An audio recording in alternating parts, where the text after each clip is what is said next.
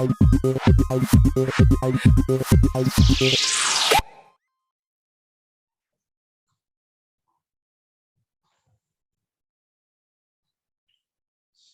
hello everyone and welcome to Hope Coaching Institute Pvt Limited.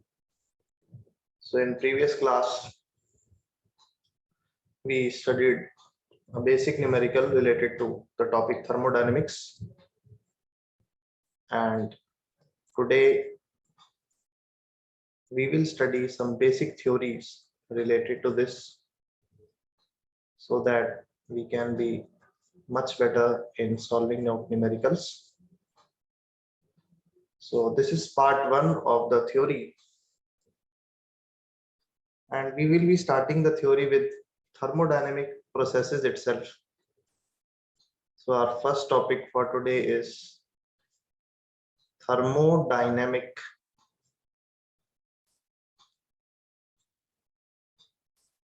processes. Thermodynamic processes. So what are they? So basically what happens is a system in one particular state changes to another state. Now what does this state denotes? This may denote some pressure conditions which were initially there, some volume, temperature, number of moles, internal energy, enthalpy, etc. So these conditions in initial form denote the initial state of any system, and these conditions in final form till where the experiment is continued denote the final state of a system. So when a system attains the final state from initial one, then we are sure enough to say that a thermodynamic process has happened or has taken place. So these state changes occur by some operations. These operations, these properties, these processes itself are called thermodynamic processes. So the processes by which the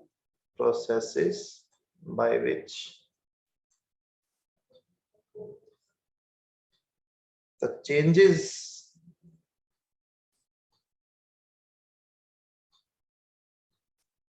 in state take place. Obviously, state of a system, as I told before. So the processes by which the state changes from initial to final are called thermodynamic processes. Moreover, these thermodynamic processes follow some of the basic properties always. Like some equations are there. Delta U equals Q plus W. You all might be knowing about this. This is the first law of thermodynamics, mathematical expression for first law of thermodynamics. Delta U, here is change in internal energy. Change in internal energy. We will be dealing with internal energy in detail also in next part. So at present our topic is thermodynamic process, and I am giving an example, equation as an example. Q is the heat and W is the work done. Now heat can be absorbed by the system or released by the system. Work can be done by the system or by the surroundings. That is why I have just written heat and work done. So based on system or surrounding, we will give them respective sign also. So this equation is followed always in a thermodynamic process, which is the first law of thermodynamics. There are other equations also, like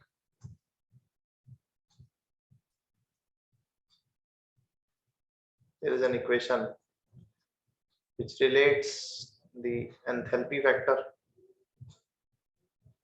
H, that is equal to U plus P multiplied by P. H is the enthalpy here, U internal energy, and P is pressure and V is volume. This equation is again an equation that satisfies follows all the thermodynamic processes. There is again another equation also, which is for entropy factor S, that is equal to Q reversible by T. T is the temperature and Q is the amount of heat for a reversible process. S is the entropy factor. This again is an equation that follows all the thermodynamic processes. So thermodynamic processes basically, again we can recite it, processes by which the changes in state of a system take place. So those all processes will be thermodynamic processes. Let's deal with the types of thermodynamic processes. What are the types of thermodynamic processes?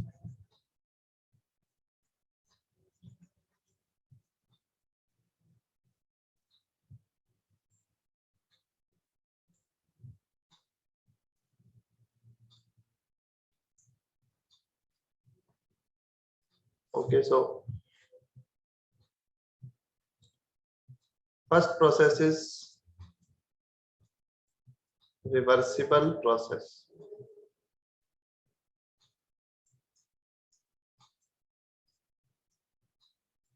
Reversible process.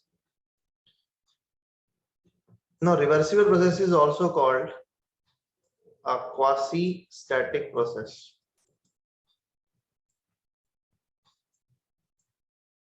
Quasi-static process. A reversible process is that thermodynamic process in which the net driving force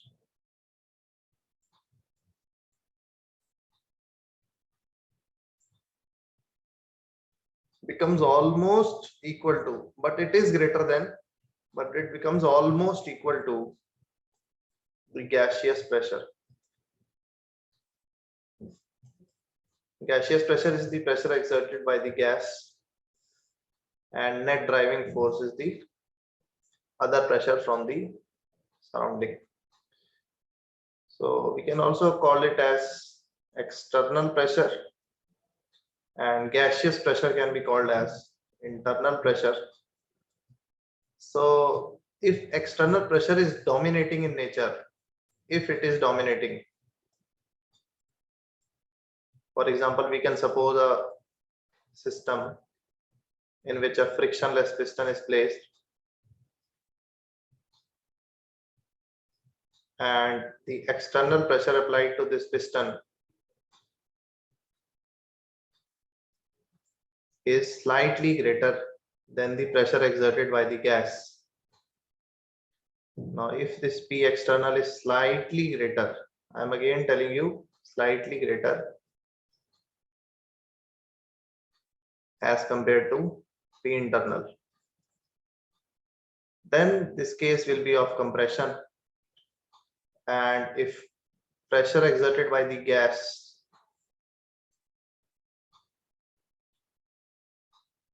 is slightly greater than external pressure, then this will be a case of expansion. But if they become almost equal, so that just there is a very less difference between the driving force and gaseous pressure. This will always give us an infinitesimal change.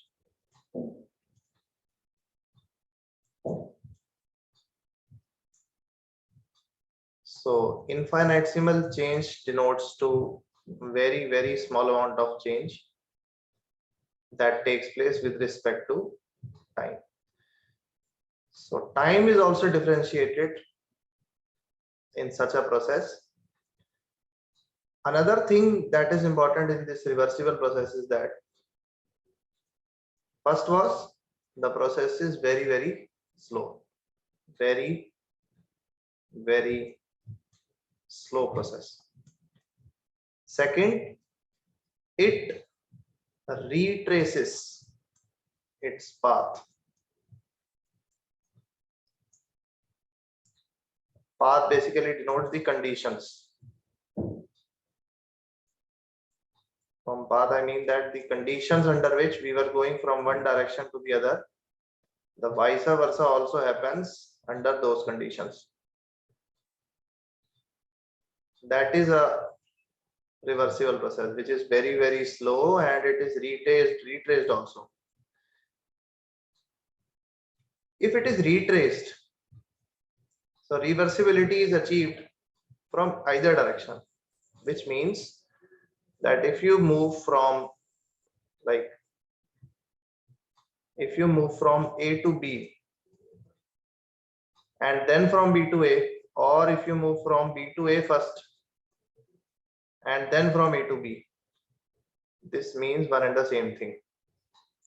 This is reversibility in thermodynamics. Since net driving force and gaseous pressure both can be dominating, and they have a very small difference between them, their intensity. That is why they almost exhibit reversibility in their nature. One more thing, that reversible process is a process that is asking us for complete retracing of path. Complete retracing of path is actually impossible in nature.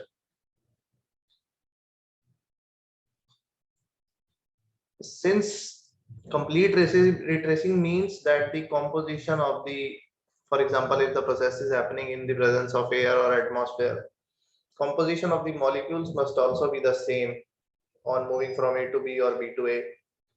Second thing is time is also there, which can't be retraced. If you have wasted some amount of time going from A to B, then you can't go back into the same time to move from B to A. This factor also shows us a big problem in moving practically for a reversible process. So reversibility is of practically it is not so possible. 100% it is not possible. But yes, we can achieve some amount of reversibility in many reactions. Okay, so the next process is irreversible process. Now, irreversible process is the one in which there is a good difference between the driving force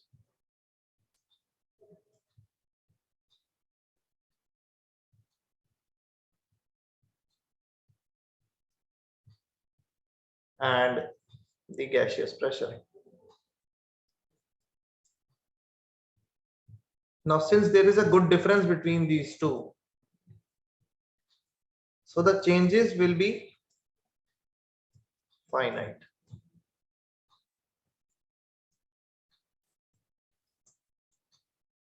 If changes will be finite, the process will be unidirectional.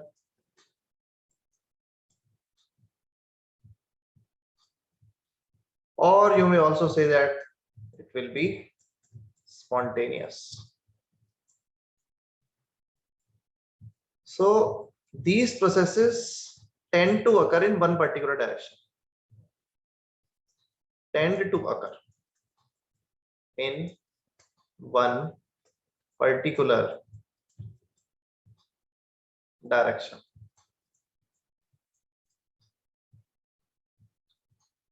So they are irreversible.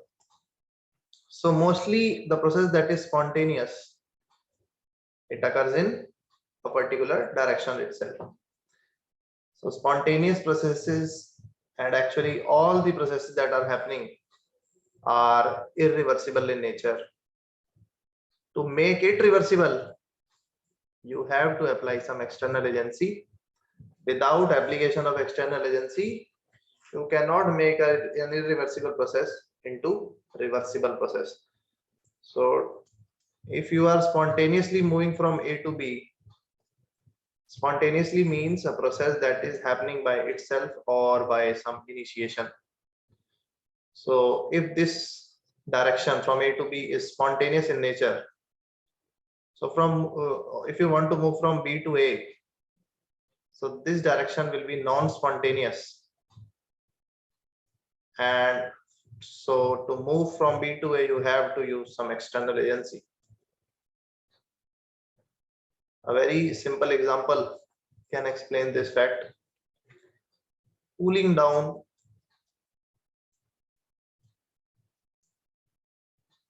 of a cup of tea.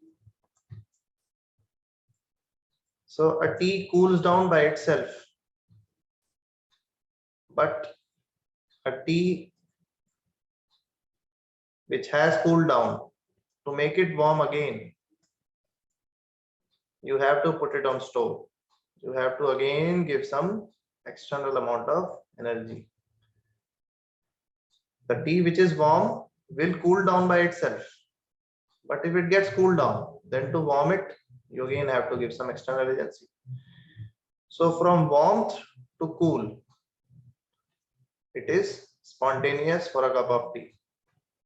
But from cooling down to get again warm, this needs an external agency. So only one direction will be spontaneous, the other will be non-spontaneous. So those processes in which the thermodynamic process is unidirectional in nature, are irreversible processes. So this is all about reversible and irreversible processes.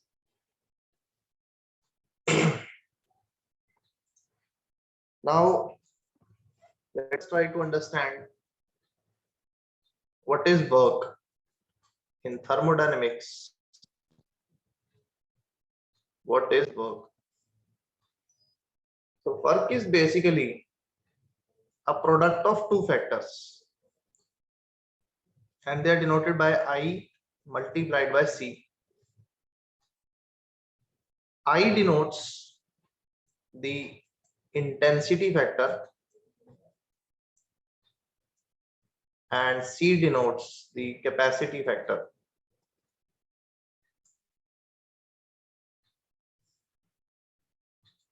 I for intensity. Intensity of what? It is a measure of force against which the work is done.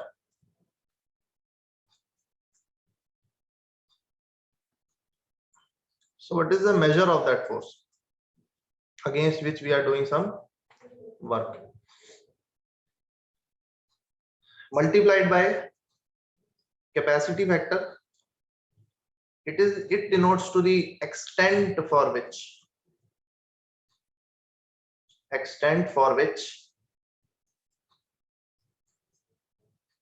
the work is done.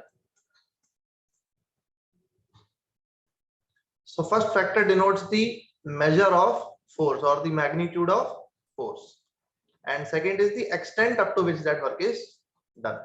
And this formula is applicable everywhere. For example, we can see the mechanical work, the basic formula we use in physics, mechanical work.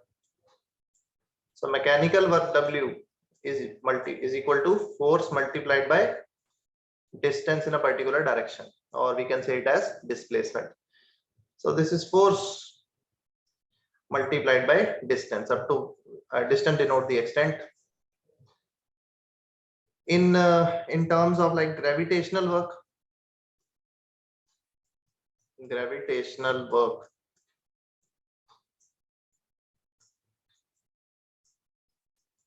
this is denoted by gravitational force.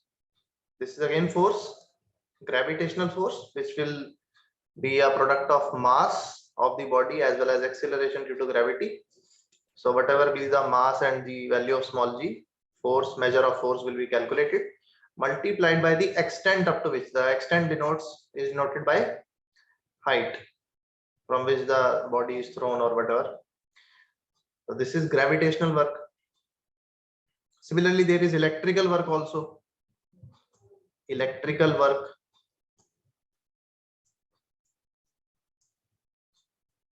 Electrical work is potential difference. You might be knowing this. Potential difference multiplied by quantity of current.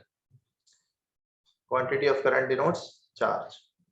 So it is V multiplied by Q. So Q denotes the extent and V denotes the measure of force, which is potential difference.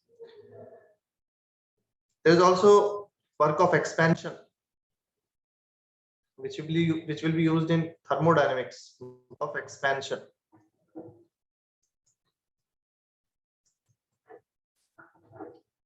Which is equal to, let me write it, pressure multiplied by change in volume on applying pressure.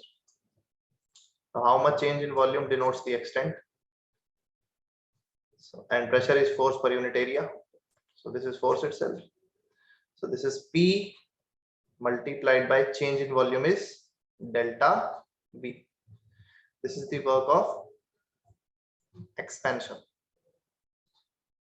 So this work will be used for compression also. We will give it some convention. So after giving it some conventional formula, that is, we will give a sign here which satisfy both expansion as well as compression. So we will use this formula for work in thermodynamics. So this is work basically which is used in all terms in physics, in chemistry, physical chemistry, chemical physics, modern physics. So it is basically a product of intensity and capacity. Okay. So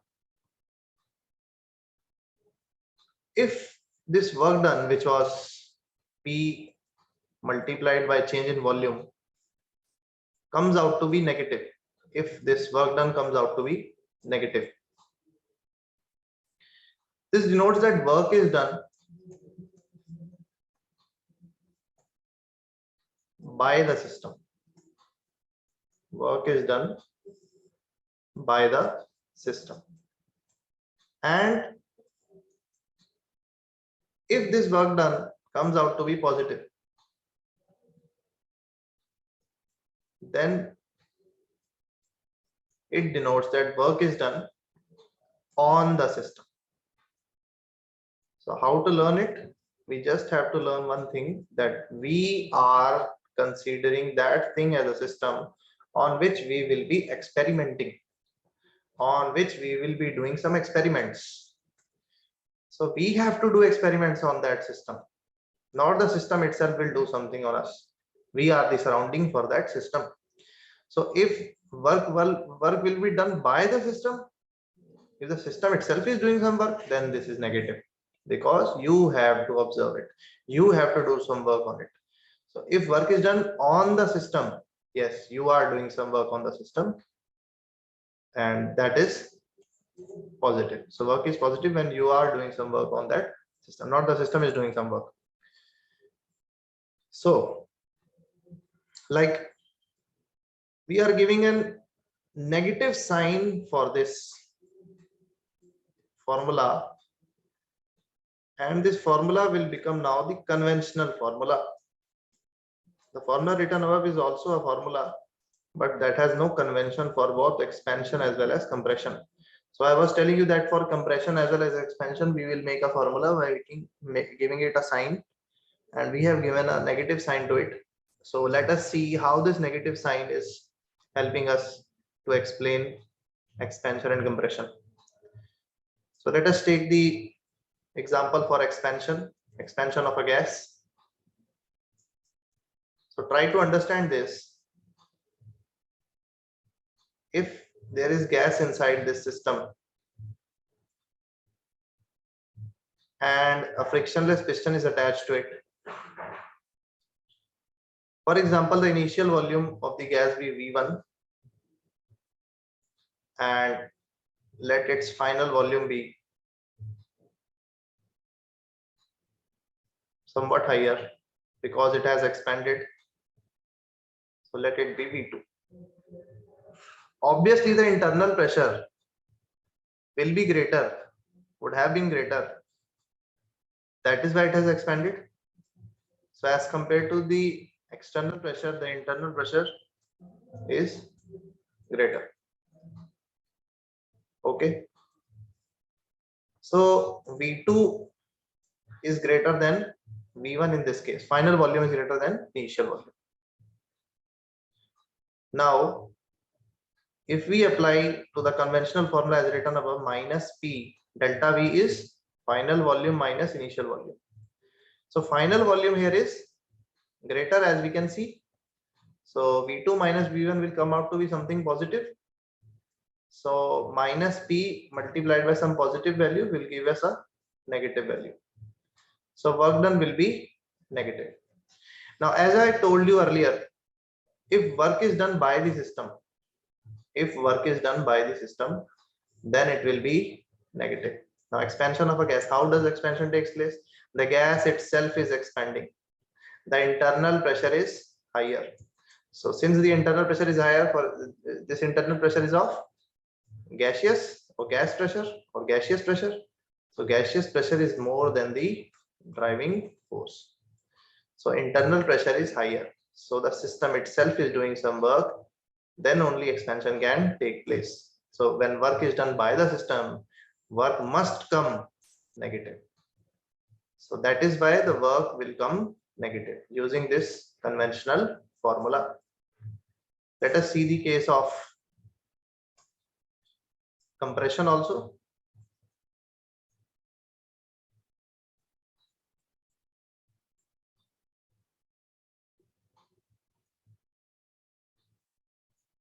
Okay.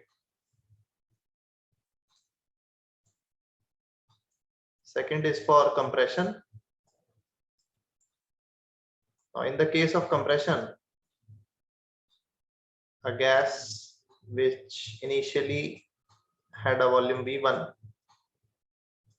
its volume will decrease to V2.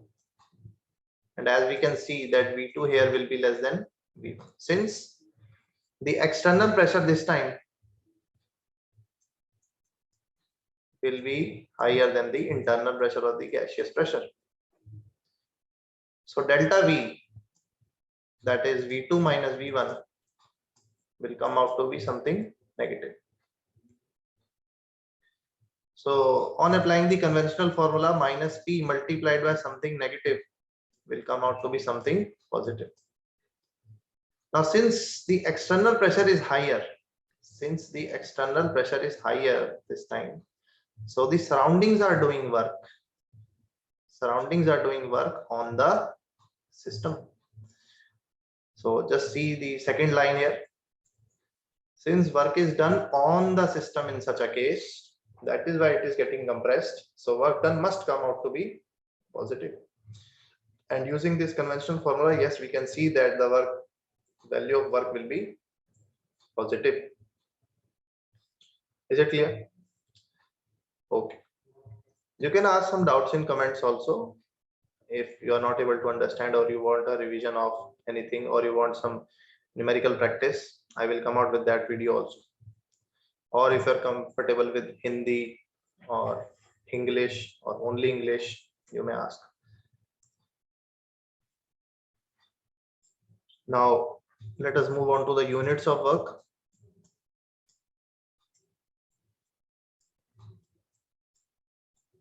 Units of work.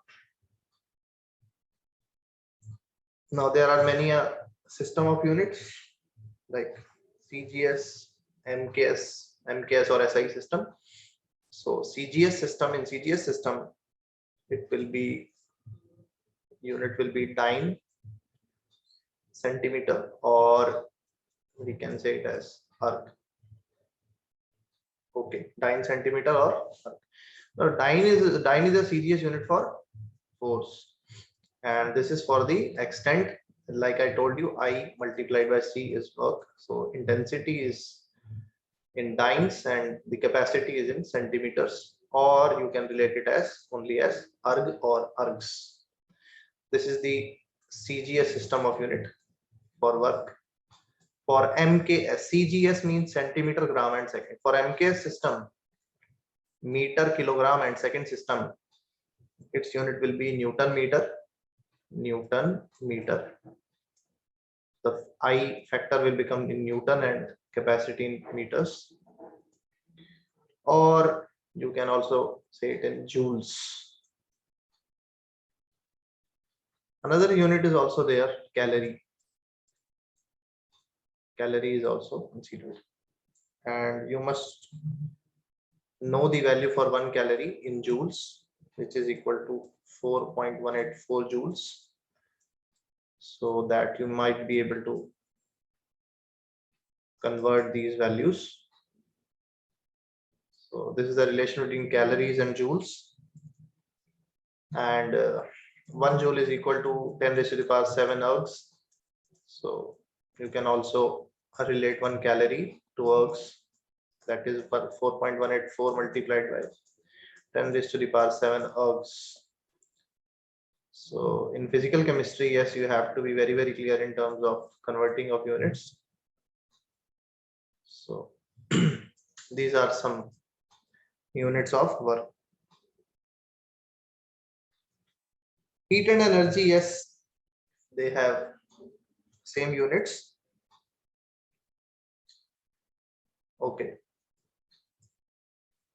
Another thing, in a cyclic process, for example, we are considering a process which is cyclic in nature, like from A to B, and again we come back from B to A. So in a cyclic process, work done will be negative if it is done clockwise, and work done will be positive if it is done anti-clockwise. We can also understand the PV diagram related to it. PV diagram, which is the pressure volume diagram.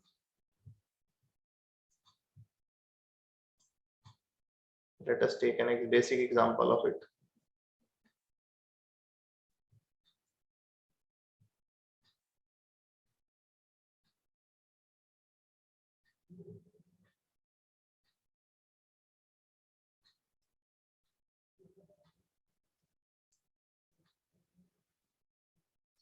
So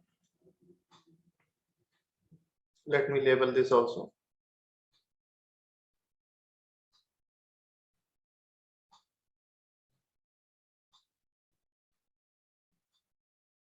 So this is pressure versus volume curve. Obviously it is a PV diagram, so this will be pressure versus volume. So if we have to calculate work along some curves, like for example, we calculate along, let's say, AC. So AC is a straight line. So in a straight line covers no area. So work done will be 0. If we move on to another thing like AB. So under AB, you can see this is AB. You can see a rectangle is formed, or you may say a quadrilateral. So yes, there is an area which is covered. What will be the area? Area for A, V1, V2, B. So if we put on the values for this, we can calculate this area. Let me take another thing also in which I will clear you everything. Like we take work done for BC or CB. So under this curve, we will take area of BC, B1, B2, B. Okay. So how to calculate this? This is the area under BC. So there is a triangle. There is a triangle, and below this there is a square. So we just have to put the values for their areas. For example, I put the value for this P1. See, this is 0.0 origin. So this value will be 0 to P1, like P1 minus 0 is P1, and this value will be V2 minus P1. So this is for that square or rectangular part. Length multiplied by breadth if they both are not equal, or side square if they both are equal. The above this is BCD, area of triangle BCD, and we can calculate it very easily. V1, V2 minus V1 plus area of triangle BCD will be half multiplied by base. Base is CD is the base, and CD is, what is CD equal to? V2 minus V1, and the height is BD, and height BD is equal to, you can see the y-axis, BD is equal to P2 minus P1. From P2 minus P1 we can calculate BD. So this will be the formula for the work done along the curve BC.